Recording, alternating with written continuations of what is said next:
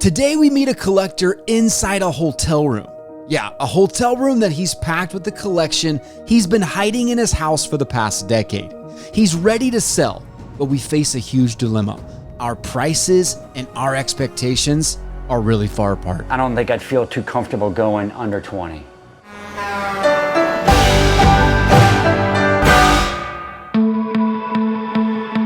We're here, Bourbon Street, New Orleans. We're around the corner from meeting a guy named Rick in a hotel to go see his collection. There's a lot of firsts today. He had to go take his collection to a hotel room because he just moved, didn't want to take us to a storage unit. We're soaking in the vibe of New Orleans and the anticipation is building. This is gonna be good.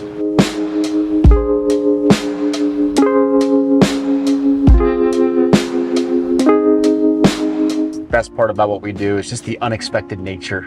We've never had to walk into a hotel room and dig through a collection. I actually think I see him right there. So we're gonna pull up, introduce ourselves real quick and get to go along this journey with us. I'm gonna assume that's him. Rick. Hey. How are you? Good. Ty, nice to meet you. Good to meet you. Man, welcome to the city, brother. Thank you. It's your daughter? My daughter, Celia. Celia, Yeah. good to meet you, and Ty. This is why it's all happening, you know? Okay. Yeah. Cool. I mentioned this in a text. We've never done this from a hotel room, so. Yeah. First for everything. Born and raised in New Orleans, actually Kenner, a kind of a suburb out here.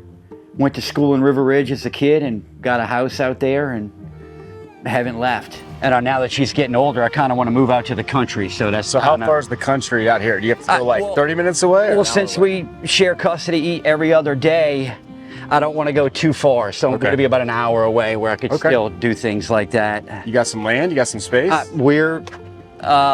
sold my house June 17th.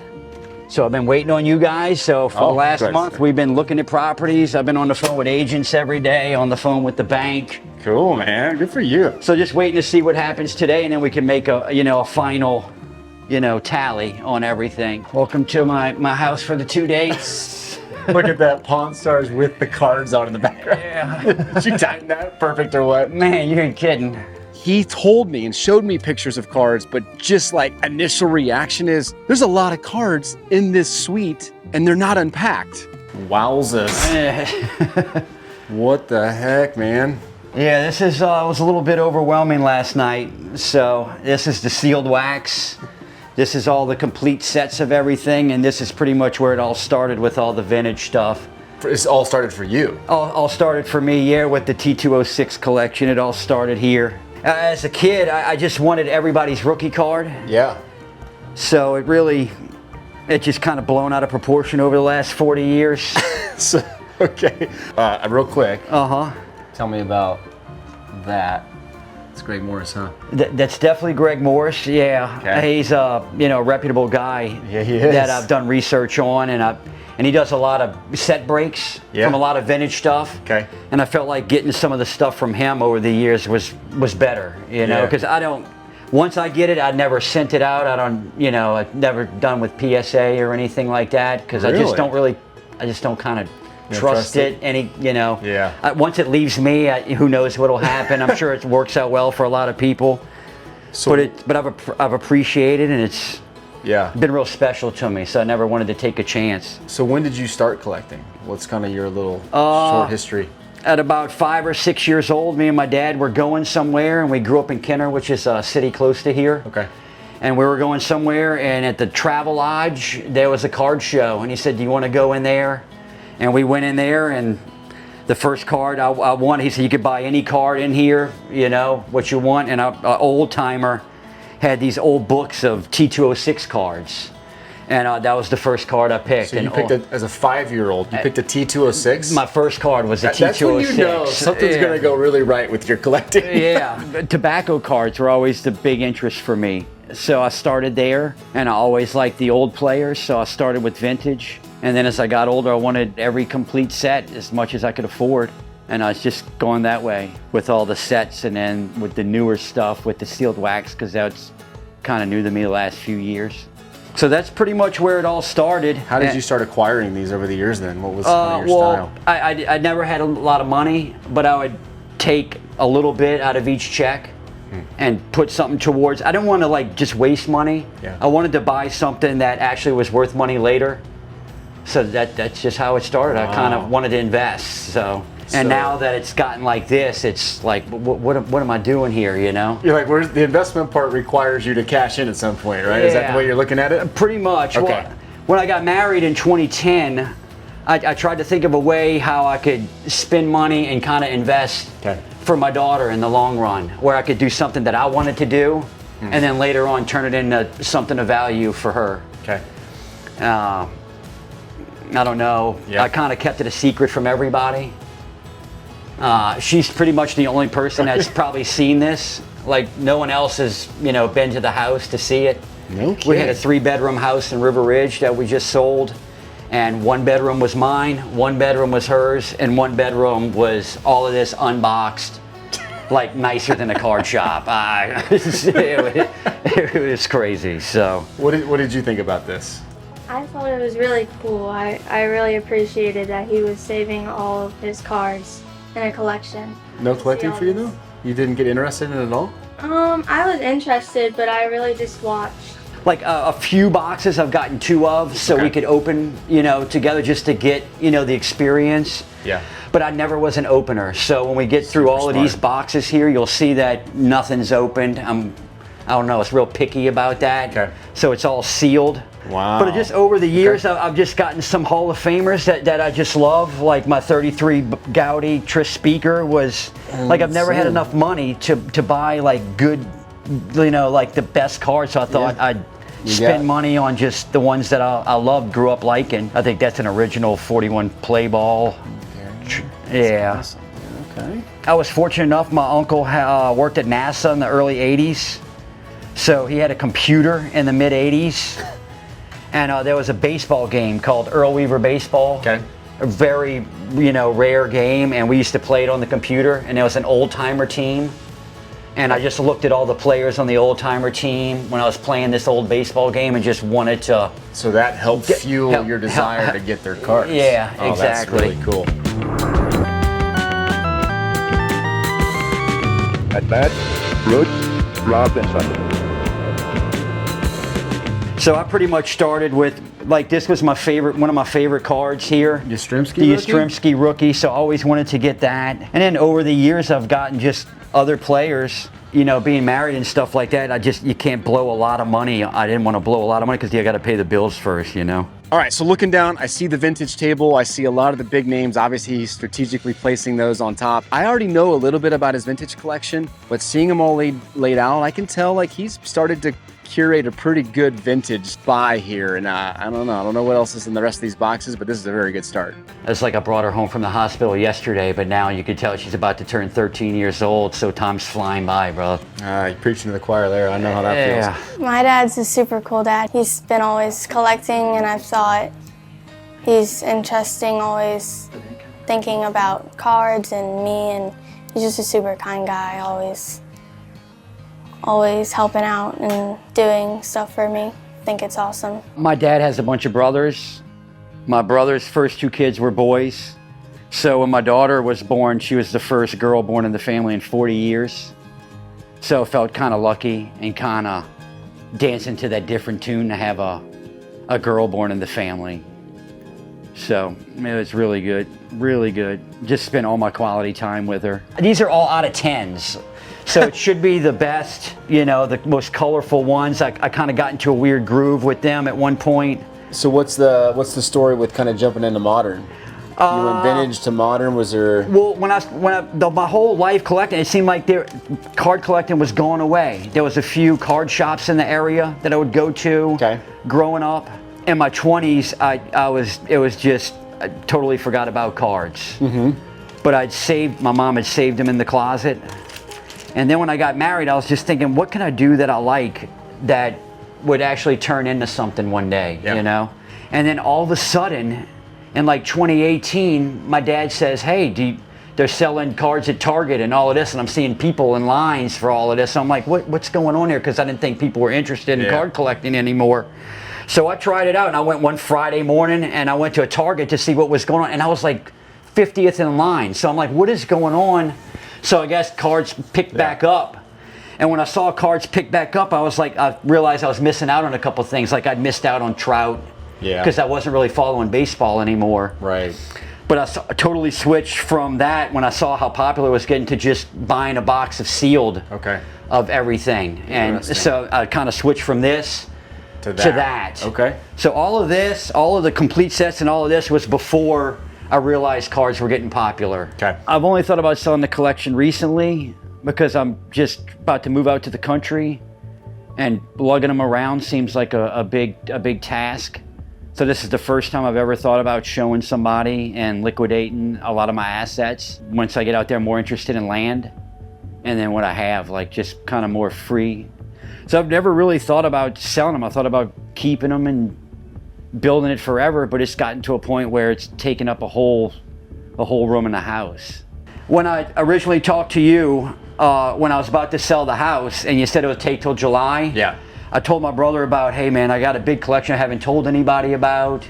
And he said, man, there's one guy, I think his name's Showgoat. Okay. And he's a local guy, and he said, do you want him to come take a look at things like that? So he came, he was the only person to come, but he only saw this, and he saw maybe 3 or 4 boxes over here. Yeah. And he called me back like a week later, and he's like, man, it's taking me forever to comp everything. It's gonna take me, this and that, and I'm at, 15, 18, I'm at 20. Yeah.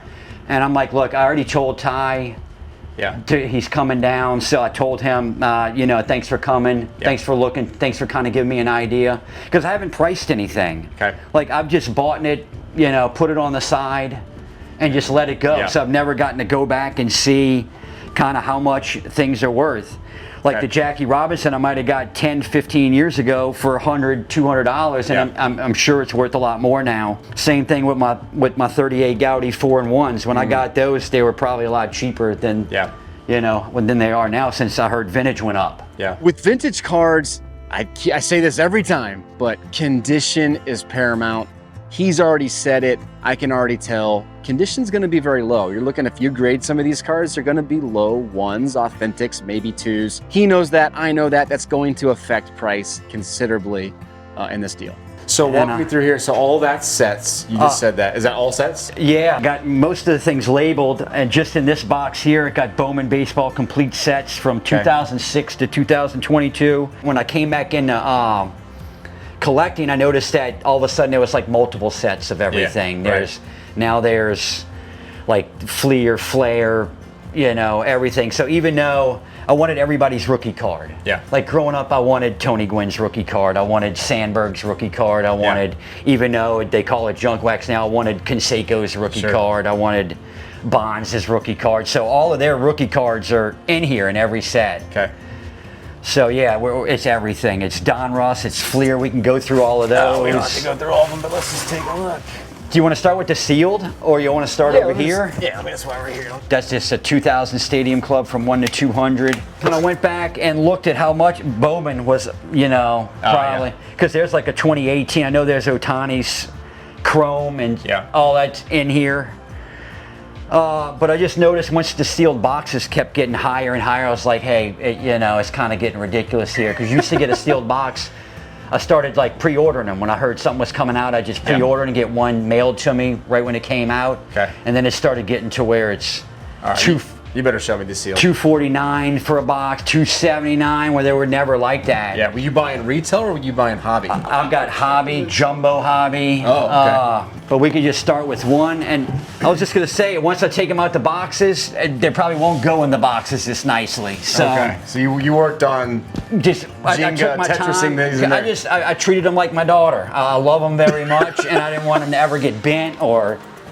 So I mean, we could start just looking at. Whoa, 10 boxes packed with sealed wax. Hang tight and I'll show you how I'm going to use WaxStat and price all of this in a matter of seconds. Oh, then you're gonna like these.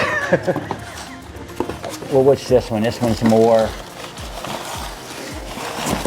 This one's kind of just all kind of different things. Megas. Like a lot of these are guaranteed autos before you just That's get true. the back in the day. Star Wars. Yeah, hobbies, and hobbies. So you were doing this online, getting them pre-ordered, stashing it away in your third room. But I always did my research on who I was getting it from and making sure it was a reputable person. Yeah. Like if you had 2 reviews or something like that, I wouldn't do it. I just people that had thousands of reviews. There's a nice little mix. Got some old school. Yeah, we got these DC things. I think are getting popular again. That's a 2013 Select 4 autos. Oh my gosh, that's in the back box. in the day. Yeah. 19 Gypsy Queen, 22 Heritage. This 13 Select hobby box is awesome. Then we're looking at wrestling cards, big league baseball. He's got Star Wars and hockey over here. You're all over the map, man. It gets better. Here we go. Because oh man. Like just all of these, I definitely like. Here's Jumbo Hobbies 2018. So 18 Series 1 Jumbo. That's not too shabby. Yeah. 22. I haven't gotten to the Bowman here. ones yet. Oh boy. But see how I just wanted one of everything. Got the Topps Chrome Hobby, the Series 1, Series 2 update. Wow. Well, this wasn't in the email to me, so this is. Yeah, these are. I don't think I got to show you the pictures of the sealed. I was not expecting 10 plus boxes of sealed wax. And it wasn't just retail. I was expecting that to open up and see a bunch of blasters. He kept pulling out jumbos, hobbies, of all kinds of sports, all kinds of years. There's a lot of value in his sealed stuff that I was not expecting today. 23 hair. So you've been buying recently too. You just stopped. Well, that's probably one that I ordered when I heard it was coming out, and I just ordered one. Yeah, I just wanted one of everything. I couldn't help myself. What do you do for a living? Well, I'd worked at a Kim Brown Plumbing Supply House for 20-something years. Wow. And I started out as a delivery driver, and I worked my way up to warehouse manager. So for the last few years, I was a warehouse manager there. Killing it. And, let's see, and it just keeps going and going and going. Okay. So some Bowmans. These are jumbos, right? That's retail. They might be retails. Yep. But still, just retail, even a Bowman retail is, totally. I felt like was a pretty good thing to have. Heck yeah, man. Like I think these 2 are jumbos. That would be a Hobby Stadium Club. Hobby. Yep. 17 Chrome.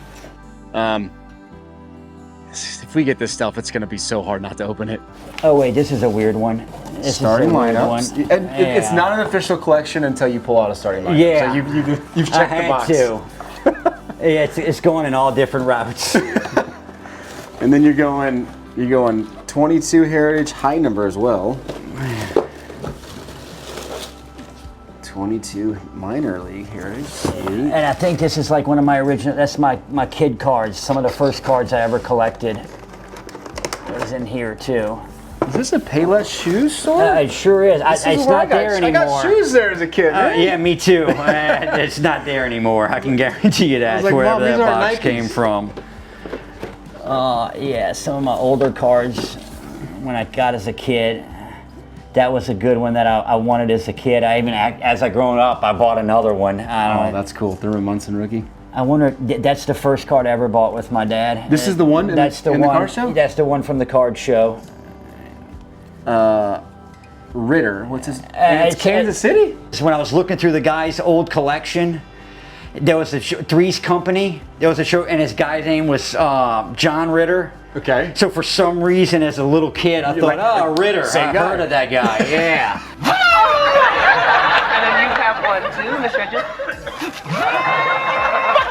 They can be a little corny, but they're scads of fun. Double your pleasure. Look at that.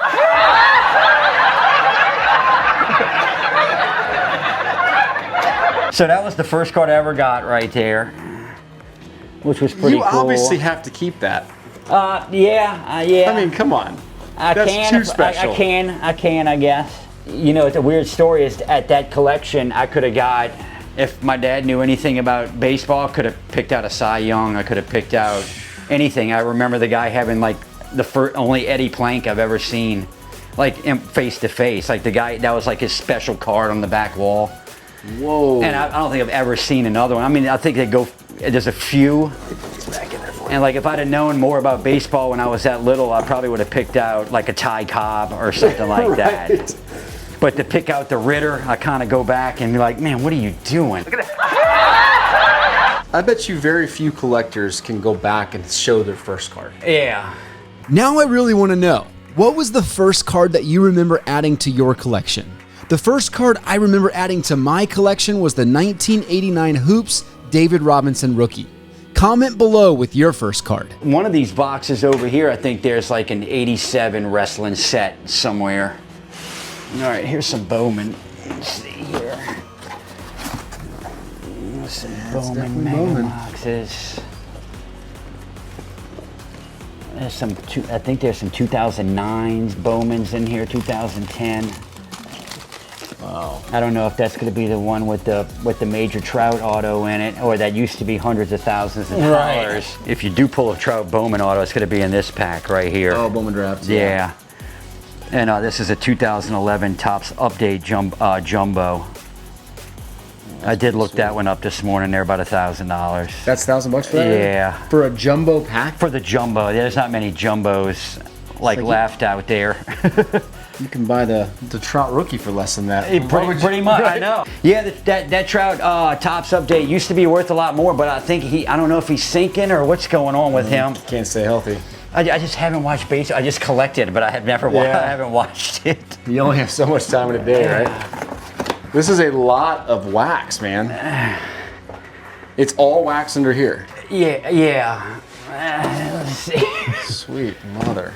You know, this is one of those where the wax has really thrown a wrench in my idea of what the price is going to be. You know, I was thinking maybe in the $5,000 to $8,000 range for an offer kind of coming in. But now the wax has really made me think, okay, this is going to be somewhere between $10,000 and $15,000.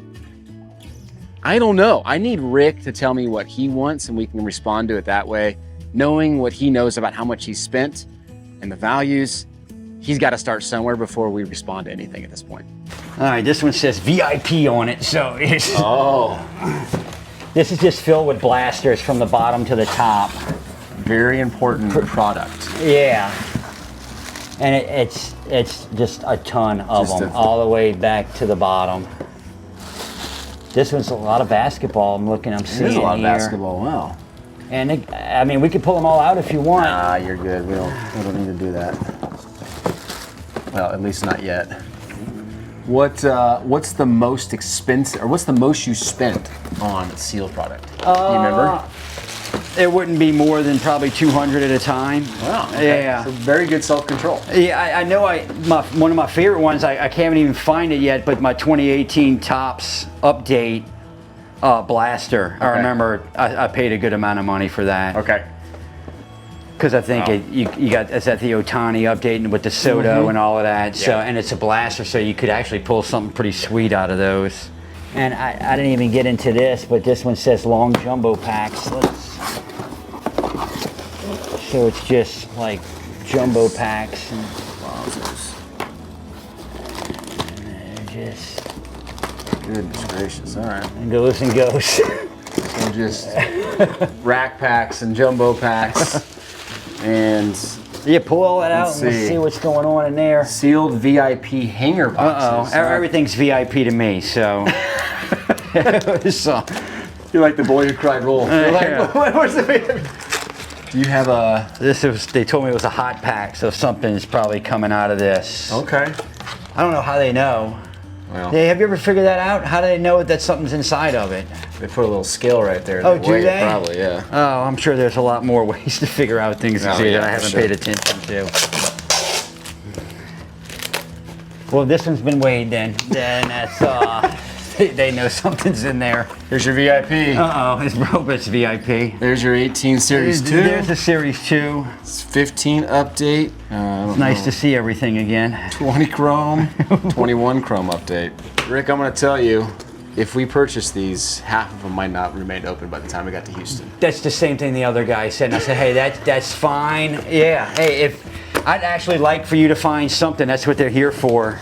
Sealed VIP Topps Update Baseball. It's probably the one you're talking about. Topps Update Blaster, okay. Yeah, let's look at that. Oh, I don't know if it would fit. Would it fit in that? I think it would. Yeah, let's. Yeah. You got a knife on you? Anything? Oh, wait, I found an opening. Ooh, it is in there. That's the one? Yeah. See, this is probably my favorite box right here. Yeah, that's I feel like that's pretty good box. special. Yeah. That's one you probably don't open. Yeah. Right. The VIP stuff's great. You know, first couple VIPs were just kind of normal stuff, and then he pulls out the 18 update, which is obviously a VIP. Even a blaster, right? It's a very valuable box. That one is VIP. Yeah, that's a VIP All right, box. VIP has some significance again. Would you open that? No, No? You'd save that one too? I'd save that one. Yeah. So your story is interesting to me because most of the time we talk to collectors like this and we go by, and community is a huge deal to them. They want to talk about their collection. Yeah. You were secretive about your collection. I don't trust anybody. I guess, you know, when you spend, you know, when you're putting together that much, I don't know. I never met anybody that was more interested in it than me, so I never really. And once I got married, I pretty much didn't hang out. I don't have really many friends. Okay. So I was just always at the house working and taking care of her. So I never invited anybody over. So Yeah. I kind of thought like the less people I tell about, the more things would stay exactly where they are.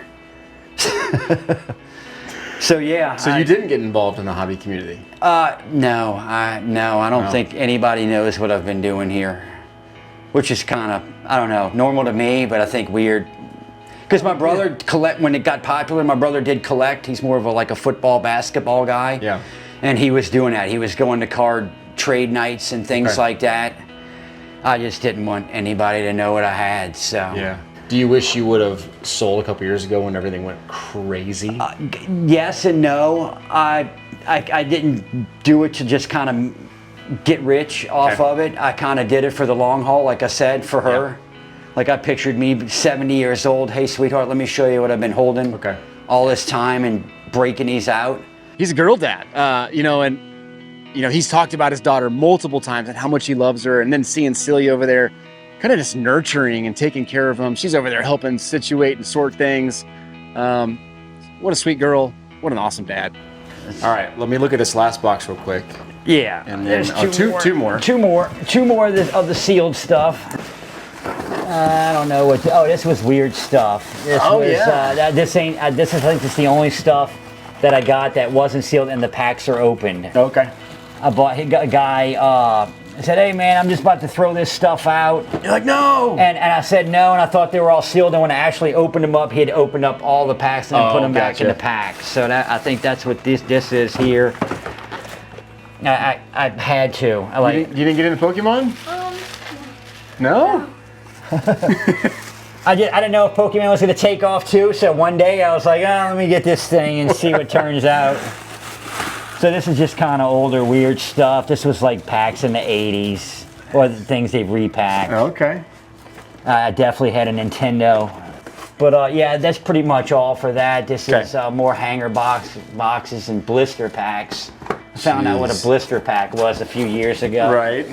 I was like, what is this thing? It's a blister pack. Like some guy got a blister open in his pack? I know, that doesn't make much sense. All right, so you've seen what's in the boxes for sealed. You've seen some sets. You haven't seen a lot of them, but you've seen everything kind of on the table. What would you pay for this stuff? I'm curious, as a viewer, put in the comments below what you would pay for these particular items, knowing condition and knowing kind of the variety of wax. Tell us below. So we don't have to pull them all out, but yeah, you want to look. This is all 84 to 2001 top sets. Because what I have a lot of is junk wax sets. And look, there's the top sets from 2002 to 2000. All baseball. All baseball. All baseball. Yeah, there is. This is football complete sets, like the mid 80s, early. Like those are like kind of my favorite sets. 84 tops with the Elway. Okay. The Marino rookies. You got the 85, 86 tops complete set in here with the Jerry Rice. Okay. All of those sets in there. So you do have other sports? Not many, but yeah. Just football there? Yeah, just some football. There's like a box with like maybe a couple basketball complete sets. I think that's a good sign that you forgot what you have. Yeah. That could be a good sign. I think it is. This is 2007 Bowman Baseball Complete. Look at that, came in. I don't even think I opened it. I trusted whoever sent it to me. No kidding. There's 2007 Bowman in there. Chrome. 2015 Bowman Chrome.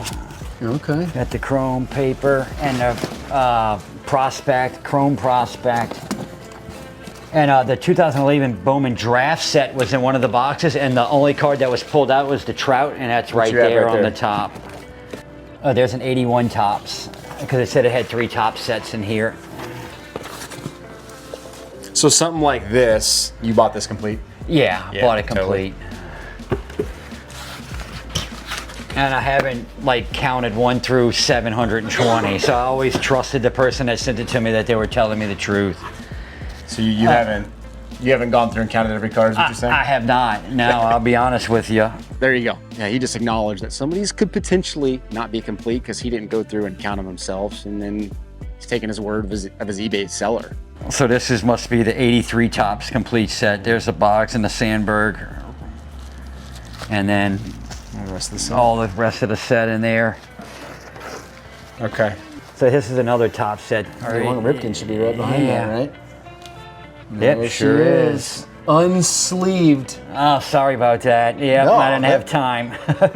It's like a piece of gold still in the water. Yeah. You know, you gotta. That looks you in gotta good get it out. shape. That looks in pretty shape there. Have you ever sold anything?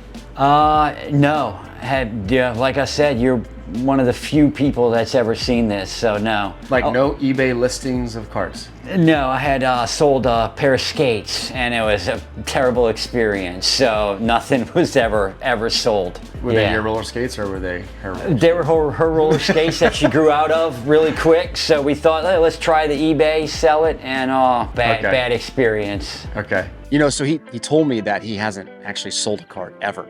He had a bad experience selling some roller skates for his daughter, and he left the sour taste in his mouth, so he never sold anything on eBay. So I think now's a good time to pull up what you need to learn when you're selling and comping cards. So let me go grab my phone and we'll show him some comps. So like a card like that, we're talking 35 Gaudy, 4-1, Greenberg, Walker. What do you think that's worth? I'm guessing more than 150, somewhere maybe $200.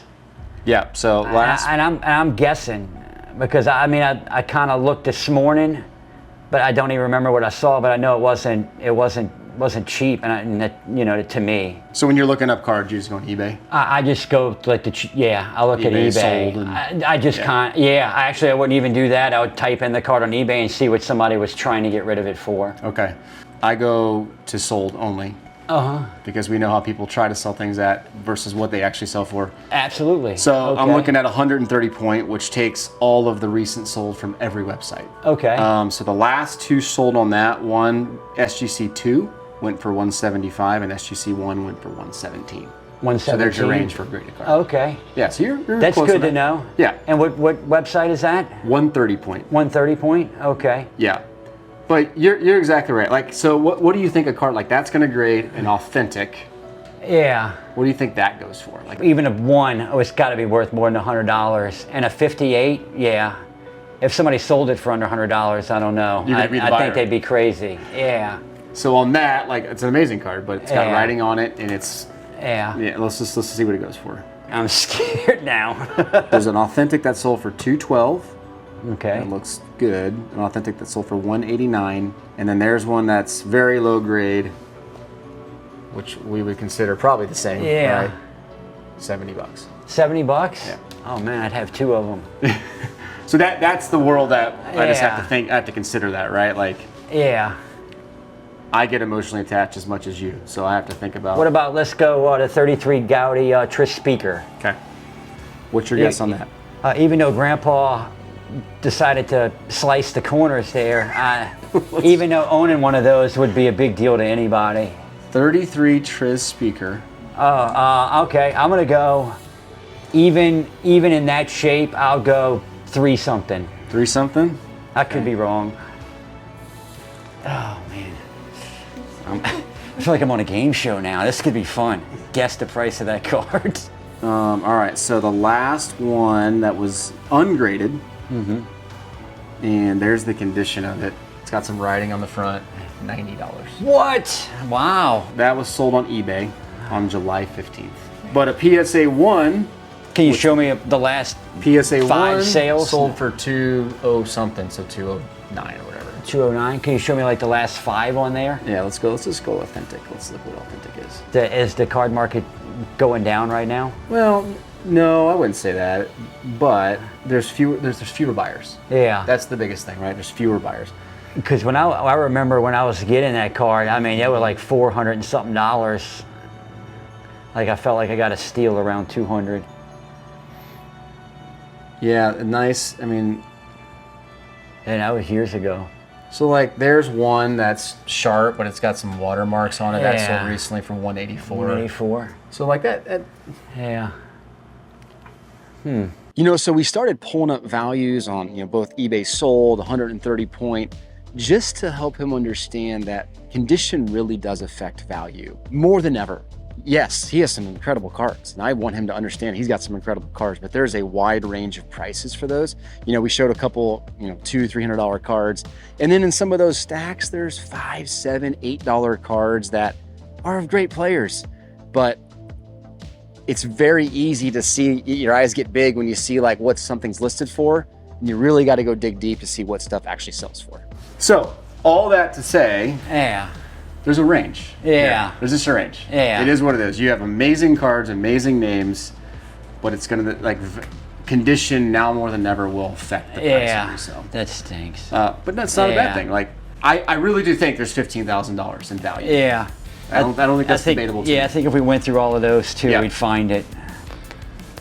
Okay, so this stuff, you know what you paid for it. Yeah. What do you think you paid for it? I know what I paid for it. I went through my eBay totals. It's over 20,000. So that's just for your wax? That doesn't include this? That's for wax and maybe a few of these items here. I wouldn't even feel, I don't think I'd feel too comfortable going under 20. For everything. Yeah. A couple other things that I'm factoring here. One, there's a chance that some of those vintage cards aren't authentic. There's a real chance of that. You could send them in to get graded and they could come back as fake. I'm not saying they are, but the T206s and the whole tobacco era, that's very common. Two, we're taking his word that those sets are complete. We've bought many a sets where they're complete and you open them up and they're missing a couple cards, which changes things dramatically. So we have to really think that through. You know, he said he bought them on eBay and received them and taped them up and didn't look at them, didn't count them. So, you know, you take the chance on some of that stuff, but that will swing things a few $1,000s in some cases. We have to factor that in. So here's what I would like to do. I'd like to break these into 3 separate pieces. Okay. So that we can both kind of work on it together. I'm okay with that.